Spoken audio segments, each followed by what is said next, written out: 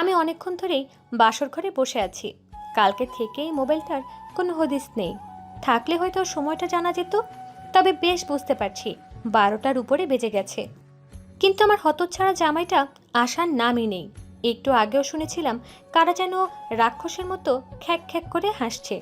এত রাতে নতুন বউকে রেখে চুটিয়ে গল্প জুড়েছে। এদিকে ভারী গহনা আর শাড়িতে বসে থাকতে থাকতে সারা শরীর ব্যথা হয়ে গেল। ঘুমও আসছে বেশ। ইচ্ছে করছে চেঞ্জ করে শুয়ে পড়ি। উঠে যাচ্ছিলাম, তখনই দরজায় খট করে শব্দ হলো। আমি নড়ে চড়ে বসলাম। কেউ একজন দরজা থেকে গুটি গুটি পায়ে এগিয়ে এলো। আমি নতুন বউয়ের মতো মুখ নিচু করে বসে রইলাম। সে দাঁড়িয়ে রইল বিছানার সামনে। 1 মিনিট, 2 মিনিট, 5 মিনিট। আজব মানুষ তো। বেশ বিরক্ত হয়ে শেষে আমিই তাকালাম। বিয়ের সময় খেয়াল করিনি। এখন তাকিয়ে হাসিটা এক পাক পেট থেকে ঘুরে এলো। আম্মুকে বলেছিলাম, তোমাদের যেমন ছেলে পছন্দ বিয়ে দিও, আমার আলাদা পছন্দ নেই। আর আম্মু একটা রসগোল্লার সাথে বিয়ে দিয়েছে। কি গুলুমুলু দেখতে। বুঝতে পারিনি আমার বরটা দেখতে এত কিউট হবে। পুরো বাচ্চা দেখতে। কালো ফ্রেমের চশমার পেছনের চোখগুলো আমাকে ছাড়া বাকি সব কিছুর উপর ঘুরঘুর করছে। মনে হলো আমাকেই কথা বলা শুরু করতে হবে। বড্ড ঘুম পাচ্ছে। সে যেভাবে দাঁড়িয়ে আছে মনে হয় কিছু না বললে এভাবেই রাত কাটিয়ে দেবে। আমি বললাম, আপনার নাম? আমার কথা শুনে সে কাচুমাচু করে বলল, তানভীর আহমেদ। বলেই চুপ করে রইল। আমি মনে মনে বললাম, আরে বোকা, আমার নাম তো জিজ্ঞেস কর। ভদ্রভাবে বললাম, আমাকে কিছু জিজ্ঞেস করবেন না? নাম? অনয়া আফরিন। সবাই নীলা বলে ডাকে। ও। আপনি ঘুমাবেন? জি। বেশ তো, শুয়ে পড়ুন, আমি ফ্রেশ হয়ে আসি। সে মাথা কাত করে সায় জানালো। আমি বেশ মর্মাহত হলাম। বাসন নিয়ে কত স্বপ্ন ছিল, আর কোথায় একটা বাচ্চা পোলার সাথে আমার আম্মু বিয়ে দিয়ে দিল, যার বয়স নাকি 22। কথা শুনলে 12 বছরের বাচ্চা মনে হয়। আমি আয়নার সামনে গিয়ে গয়না খুলতে লাগলাম। হঠাৎ একটির হুকে চুল জট পাকিয়ে গেল। সে সবেমাত্র বিছানায় পিঠ লাগাবে। আমি ডাক দিলাম, এই যে, শুনছেন? সাথে সাথে রোবটের মতো শটাং হয়ে বসে পড়ল। দেখে হাসি পেল। বললাম, এদিকে এসে গয়নাটা খুলে দিবেন? সে টুকটুক করে এসে দাঁড়িয়ে রইল। আমি বললাম, কি হলো, খুলে দিন। হায় রে, এই কাকে বিয়ে করলাম! একটা গয়না খুলতে তার হাতের কাঁপুনি ছুটে গেল। এতই কাঁপছিল যে তার ছোঁয়া না পেয়েও তার টের পেলাম। সে 2 মিনিট পর যুদ্ধ জয় করে বিছানায় গিয়ে আবার রোবটের মতো শটাং হয়ে শুয়ে পড়ল। সামান্য গহনা খুলতে এই অবস্থা! ফ্রেশ হয়ে এসে দেখলাম অন্যদিকে ফিরে শুয়ে আছে। আমি ডাক দিলাম, খবর নেই। এবার বেশ মেজাজ খারাপ হলো। জোর করে আমার দিকে ফেরাতেই সে চমকে উঠল। আমি সুন্দর করে তার বুকে মাথা রেখে শুয়ে পড়লাম। সাথে সাথে যেন সে জমে গেছে বরফের মতো, নড়াচড়া বন্ধ। আমি মনে মনে বললাম, এত আরামের কোলবালিশ থাকতে নাকি আমি ওই শক্তপোক্ত বালিশে শোবো। ওর জমাট হওয়া টের পেয়েও বেশ আয়েশ করে ওকে জড়িয়ে ধরে চোখ বন্ধ করলাম। কি মিষ্টি গন্ধ নাকে আসছে! সেই গন্ধেই চোখে ঘুম চলে এলো। সকালে ঘুম ভাঙতেই দেখলাম যেভাবের বরফ সেভাবেই আছে। উপরের দিকে তাকাতেই সে ড্যাপ ড্যাপ করে তাকিয়ে রইল। ওর চাহনিতে লজ্জা পেয়ে গেলাম। তারপর জিজ্ঞেস করলাম, কিছু বলবেন? আপনি কি শ্যাম্পু দেন? আমি বোকার মতো তাকিয়ে বললাম, সানসিল্ক। কেন? আপনার চুল থেকে সুন্দর ঘ্রাণ আসছে, ভাবছি আমিও ব্যবহার করব। আমি বেকুবের মতো তাকিয়ে রইলাম। সে আমার চুলের প্রশংসা করলো না সানসিল্কের প্রশংসা করলো? কথা শুনে মেজাজটা খারাপ হয়ে গেল। উঠে ওয়াশরুমে চলে গেলাম। গিয়ে মেজাজ আরো খারাপ হলো। পিরিয়ডের ডেট কাছাকাছি ছিল, কিন্তু তাকে আজকেই হতে হলো। আমার কাছে কিছুই নেই। কি করব বুঝতে না পেরে ফ্রেশ হয়ে বেরিয়ে এলাম। ওকে বললাম, শুনছেন, আমি অসুস্থ হয়ে গেছি। কি হয়েছে? শরীর খারাপ? না। জ্বর, বমি, কাশি, গলা ব্যথা? না। তাহলে আরো সিরিয়াস কিছু? ডাক্তার ডাকবো? এবার ইচ্ছে করছে সত্যি নিজের মাথায় চুল ছিঁড়ি। তাকে সুন্দর করে বললাম, আমার পিরিয়ড হয়েছে, আমার স্যানিটারি ন্যাপকিন লাগবে। সে কতক্ষণ হাবলার মতো তাকিয়ে বলল। দাঁড়ান, আম্মুকে বলছি। সে যেতে লাগলে আমি ওর পাঞ্জাবি টেনে ধরে কিরমির করে বললাম, এটা আম্মুকে বলার কি আছে? যান, দোকান থেকে কিনে নিয়ে আসেন। আর শুনুন, আনার সময় দরকার হলে পলিথিনে ঢেকে আনবেন।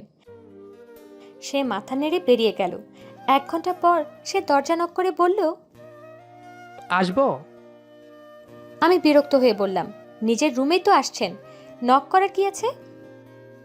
ফোন টিপছিলাম, তার দিকে তাকাতেই বললাম, এটা কি? পলিথিনের দুটো ফুটোয় ওর চোখ দেখা যাচ্ছে, আর হাতে একটা পলিথিনে স্যানোরা, ফ্রিডম, মানে যত রকমের স্যানিটারি ন্যাপকিন আছে সব চকচক করে তাকিয়ে আছে। আমি তার গোবর ভরা কল্লা থেকে পলিথিন সরিয়ে বললাম, আপনার মাথা পলিথিনে ঢাকতে বলিনি, প্যাডের প্যাকেটগুলো কালো পলিথিন মুড়িয়ে আনতে বলেছিলাম। নিজের মাথা ঢেকে সব দেখিয়ে দেখিয়ে এনেছে। সব কোম্পানির স্যানিটারি ন্যাপকিন নিয়েই বোধহয় চলে এসেছে। আর কিছু বললাম না, সোজা ওয়াশরুমে ঢুকলাম। গোসল সেরে বের হয়ে দেখি ওর 7 বছরের ভাগ্নিটা গবলুটার গলা ধরে ঝুলছে, আর গবলুটা হেসে ওর সাথে খেলছে, কথা বলছে। দেখেই বেশ অভিমান হলো। সবার সাথেই ঠিক, কেবল আমার ব্যাপারে কেমন যেন একটা হয়ে যায়, অথচ আমি তার বিয়ে করা বউ। বাইরে যেতেই আম্মুর সামনে পড়লাম। তিনি হেসে বললেন, ঠিক আছো? জি আম্মু। কোনো সমস্যা হলে বলো। তোমার পেটে ব্যথা হয় পিরিয়ডে? মাঝে মধ্যে। আচ্ছা, আজকে আর রান্নাঘরে যাওয়া লাগবে না, আমি সামলে নেব। বলেই চলে গেলেন। একটু পরে ভাবি এসে 1 কাপ গরম চা দিয়ে বলল, এটা খাও, দেখবে আরাম লাগবে। ভাইয়ের বোধ হয় প্যাড কেনার ব্যাপারে আন্দাজ নেই, আমাকে বলো। আমি বললাম, জি আচ্ছা। আমার ইচ্ছে করছে ওই গবলুটাকে কটকট করে চিবিয়ে খাই। আমার পিরিয়ডের খবর রাষ্ট্র করে দিয়েছে। রুমে গিয়ে দেখলাম সে নেই, থাকলে আজকেই ওর হালুয়া বানিয়ে রুটি খেতাম। 1 সপ্তাহ পর সবাই আমাদের হানিমুনে পাঠালো। আমি মুখ গোমড়া করে বসে রইলাম বাসে। হানিমুন না ঘোড়ার আন্ডা? যেখানে রাতে জড়িয়ে ধরলে রোবটের মতো শক্ত হয়ে থাকে, সেখানে হানিমুনে গেলে তাকে খুঁজেই পাওয়া যাবে না। বাসে কোনো রকম কথাবার্তা তেমন হলো না, শুধুমাত্র আমার ঘুমে ঢুলতে থাকা মাথাটা ওর কাঁধে পড়েছিল। কাঁপতে কাঁপতে সোজা করে দিয়েছে। এরপর আর ঘুম আসেনি দু চোখে। হানিমুন করলামুন হয়ে গেল শুরুতেই। কক্সবাজার এসেছি। হোটেলে ঢুকেই ফ্রেশ হয়ে নিলাম। সে তখনও ব্যাগ হাতাচ্ছে। আমি জিজ্ঞেস করলাম, কিছু খুঁজছেন? সে হ্যাবলার মতো তাকিয়ে রইল। আমি আবার বললাম, গোসলে যাবেন তো? সে উপর নিচ মাথা নাড়ল। আমি তার যাবতীয় জিনিস হাতে দিয়ে বললাম, এই নিন, এগুলোই তো খুঁজছিলেন? তার কান অবধি লাল হয়ে গেল। সে ছোট্ট করে একটা ধন্যবাদ দিয়েই ওয়াশরুমে পালিয়ে গেল। আস্তে আস্তে যেহেতু রাত হয়ে গেছে, তাই আর বের হলাম না। সারাদিন বাসে বসে থেকে শরীরটা ম্যাচম্যাচ করছে। গিয়েই বিছানায় শুয়ে পড়লাম। চোখ বন্ধ করে আছি। সে টুকটুক করে এসে শুয়ে পড়ল। আমার ওর বুকে ঘুমানোর অভ্যাস হয়ে গেছে এতদিনে, তাই ঘুম আসছিল না। সে এসে শুতেই মাথাটা বালিশ থেকে ওর বুকে এলিয়ে দিলাম। সে জমে গেল। আমি পাত্তা না দিয়েই ঘুম। রোদের আলো চোখে পড়তেই তাকালাম। সকাল হয়ে গেছে। তাকিয়ে নিজেকে বালিশে আবিষ্কার করে বেশ মনক্ষুণ্ণ হলাম। চারপাশে তাকিয়ে ওকে পেলাম না। আমাকে রেখেই বিচে চলে গেল। আমিও ফ্রেশ হয়ে নিচে চলে গেলাম। সেখানে খাবার খাওয়ার জায়গা আছে। আমি সেখান থেকে ব্রেকফাস্ট করে বেরিয়ে গেলাম। সমুদ্রের ফুরফুর বাতাসও আমার ভারী মন হালকা করতে পারল না। হাঁটতে হাঁটতে এক লোকের সাথে দেখা। সেও ঘুরতে এসেছে। আমি তার সাথে হেসে হেসে কথা বলছি। হঠাৎ সে কোথা থেকে উদয় হয়ে এসে আমার হাত ধরে টেনে নিয়ে সোজা হোটেলে। আমি জিজ্ঞেস করলাম, কি হলো? বাড়ি ফিরবো। আমি অবাক হয়ে বললাম, কালকেই তো মাত্র এলাম। তৈরি হন, এখনই রওনা দিব। রাগ হলো বেশ। আসার সময় এক বর্ণ কথা বলিনি। মনটা খারাপ হয়ে রইল, কিন্তু বুঝলাম না কেন এমন করলো। বাসায় আসার পর বুঝতে পারলাম লোকটার সাথে কথা বলায় সে এমনটা করেছে। জেলাস ফিল করলো নাকি? 1 মাস পেরোলো, এখনো যে লাউ সেই কধু। রাতে আমার স্পর্শে জমে বরফ হওয়া নিত্য অভ্যাস। কাছে গেলে চোখ নামিয়ে চলে যায়। সকালে রাতে মিলে মোট গুনে গুনে 20টার বেশি কথা হয় না। সমস্যা কি তার? তাই রাতে খাওয়ার পর জিজ্ঞেস করলাম, আচ্ছা তোমার কি কোনো সমস্যা আছে?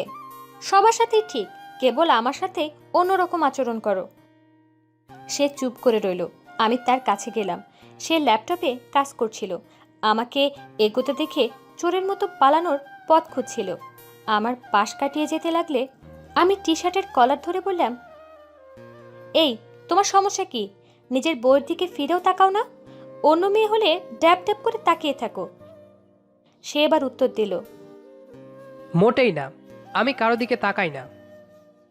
তাহলে আমার দিকে তাকাও না কেন? আমি মেজাজ খারাপ করে ওকে বিছানায় ফেলে দিলাম। তারপর ভিলেনদের মতো এগিয়ে শার্ট ধরতেই বেচারা বিছানা থেকে লাফ দিয়ে উঠে আম্মু আম্মু করে ভৌ দৌড় দিল। আমিও পেছন পেছন গেলাম। সে বিড়ালের মতো মায়ের পেছনে গিয়ে বসে আছে। আম্মু জিজ্ঞেস করলেন, কি হয়েছে? আমি কিছু বলার আগে সে বলল, আম্মু, ও আমার সর্বনাশ করতে চাইছিল। আমি ভ্রু কুঁচকে বললাম, কি? আম্মু, জানো ও আমার শার্ট ধরে। আমি গিয়ে মুখ চেপে ধরলাম। এই পিচ্চি পরটাকে নিয়ে কি করি? কোন জায়গায় কি বলতে হয় কিচ্ছু জানে না। তার উপর আমার ইজ্জতের ফালুদা করে ছাড়বে। একটু ভালোবাসতে পারবো না? কি জামাই আমার! একদিন সন্ধ্যার দিকে আম্মু ডেকে বলল, নীলা, মা, সাকিবকে বলিও তো আসার সময় বাজার থেকে তেঁতুল আনতে। তোমার আব্বুর ব্লাড প্রেশার একটু বেড়েছে। আমি আচ্ছা বলে রুমে এসে ওকে কল দিলাম। প্রথমবার ধরল না, দ্বিতীয়বার ধরে বলল, বলুন। বিয়ের কয়েক মাস হলো, এখনো আপনি? আমি দাঁত কিরমির করে বললাম, তেঁতুল আনবেন আসার সময়।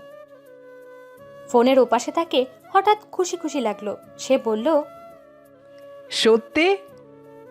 আমি না বুঝে বললাম, সাথে সাথে ফোনটা কেটে দিল।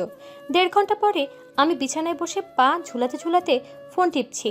সে এসে আমাকে 1 কেজি তেঁতুল ধরিয়ে দিয়ে আমার পেটে মাথা রাখলো। আমি অবাক হয়ে বললাম, কি হলো? সে আমাকে আম্মুর কাছে নিয়ে বলল, আম্মু, আমাদের বাবু হবে। আমি আকাশ থেকে পড়লাম। আম্মু তো খুশিতে আত্মহারা হয়ে বলল, সত্যি? সে কিছু বলার আগেই আমি বললাম, আমি মা হব আমি জানি না, তুমি জানলে কোথা থেকে? সে চরম অবাক হয়ে বলল, এই যে তেঁতুল আনতে বললে, এ সময় তো টক খেতে সবাই ভালোবাসে। রাগে আমার সারা শরীর জ্বলে উঠল। আমি আম্মুর সামনেই তার কান টেনে ধরে বললাম, ছুতেই বরফ হয়ে যাও, এসে মাকে বিচার দাও। তোমার সর্বনাশ করছি। আর এখন এসেছ বাবা হতে? বাচ্চা কি আকাশ থেকে থপাস করে পড়বে? এত বাবা হওয়ার শখ? শখ মেটাচ্ছি। আমি তাকে কান ধরেই হিড়হিড় করে রুমের দিকে নিয়ে গেলাম। সে বাচ্চাদের মতো আম্মু আম্মু করতে লাগলো। আম্মু মুখ চেপে হাসতে লাগলেন। আমি মনে মনে বললাম, নিজেই বাচ্চা, আবার বাচ্চার বাবা হওয়ার শখ। গিয়েই দরজা বন্ধ করে দিলাম। দেখি আজ তোমার সর্বনাশ করা থেকে কে আটকায়। আমাদের আজকের গল্পটি কেমন লেগেছে সেটি অবশ্যই কমেন্ট করে জানাবেন। আর নিয়মিত এরকম মজার মজার ভালোবাসার গল্প শুনতে আমাদের চ্যানেলটি সাবস্ক্রাইব করে আমাদের সাথেই থাকবেন। ধন্যবাদ সবাইকে।